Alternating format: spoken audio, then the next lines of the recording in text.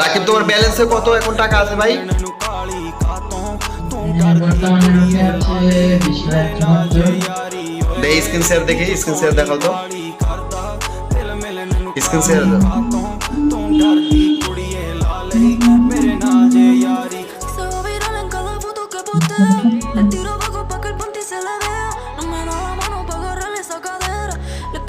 ভাই আপনারা দেখতে পাইতেছেন যে এই যে ভাইয়াটার 20,74,000 টাকা ব্যালেন্সে, কেমনে সম্ভব ভাই?